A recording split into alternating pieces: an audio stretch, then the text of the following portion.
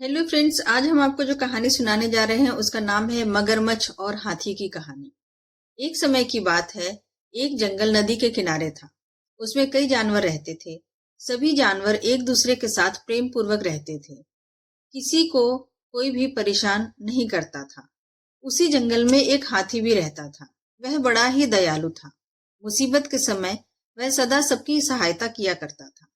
उसके इस स्वभाव के कारण ही जंगल के सभी जानवर उसे बहुत प्रेम करते थे। सभी जानवर उस नदी के किनारे इकट्ठा होते थे, बातें करते थे, पानी पीते थे और चले जाते थे। एक दिन कहीं से एक मगरमच्छ नदी में तैरते हुए धीरे धीरे उस जंगल की तरफ आ गया। उसने देखा कि इतने ढेर सारे जानवर एक साथ एक ही जगह पर हैं, तो उसके मन में विचार आया कि अगर मैं यहीं रह जाऊं तो मुझे बहुत ढेर सारा भोजन मिलेगा। रोज इनमें से एक एक जानवर को मैं मारकर खा सकता हूँ।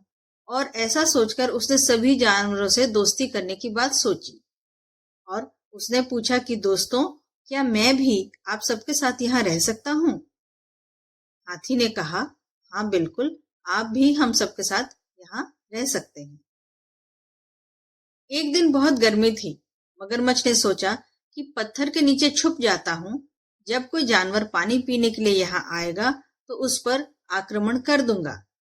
जब वह पत्थर के नीचे छुपने जा रहा था, तब तक एक पत्थर सरक कर उसके ऊपर आ गया और वह पत्थर के नीचे दब गया। मगरमच्छ जोर जोर से चिल्लाने लगा, बचाओ बचाओ, कोई मेरी मदद करो, मैं पत्थर के नीचे दब गया हूँ। हाथी को बहुत प्यास लगी थी और वह पानी पीने के लिए नदी पर आया।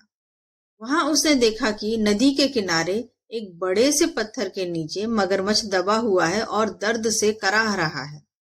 हाथी ने उससे पूछा, मगरमच्छ भाई, ये क्या हो गया? तुम इस पत्थर के नीचे कैसे दब गए? मगरमच्छ ने कराहते हुए उत्तर दिया, क्या बताऊं हाथी दादा, मैं खाना खाकर नदी किनारे आराम कर रहा था। जाने कैसे उस बड़ी चट्टान का ये टुकड़ा आकर मुझ पे गिर गया। बहुत दर्द हो रहा है, मेरी मदद करो ना।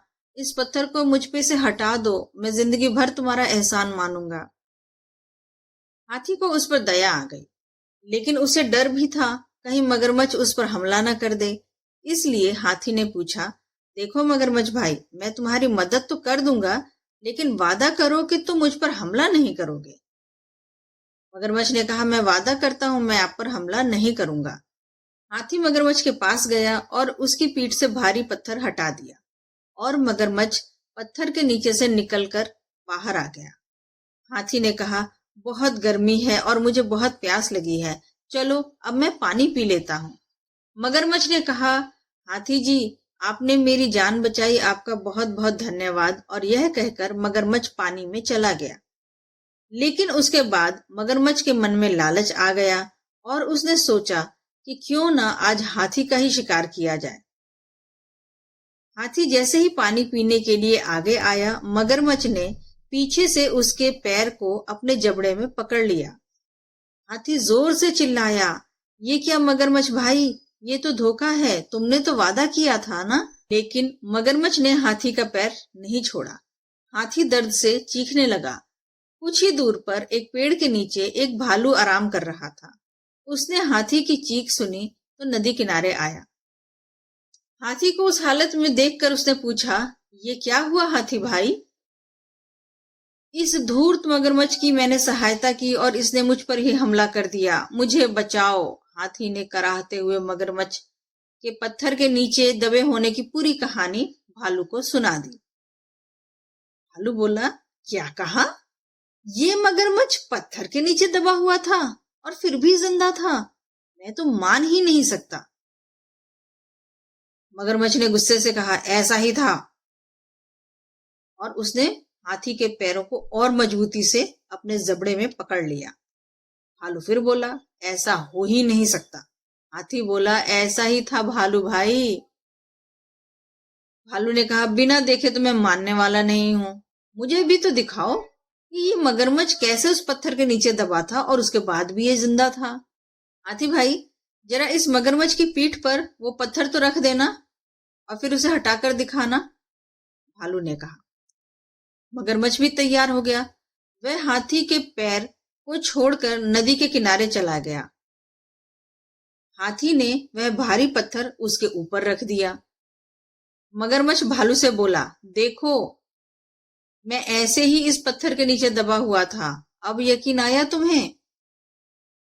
और इसके बाद ही हाथी यहाँ पे आया था और हाथी ने पत्थर हटाया था। चलो हाथी जी, अब आप इस पत्थर को हटा दो मुझ पे से, मगरमच्छ ने कहा।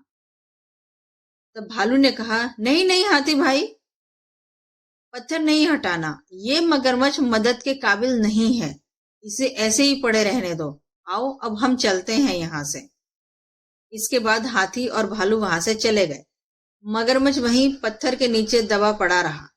उसे उसकी चालाकी का फल मिल चुका था। इस कहानी से हमें यह सीख मिलती है कि जो भी हमारी सहायता करे, हमें उसका एहसान मानना चाहिए, उसे कभी धोखा नहीं देना चाहिए।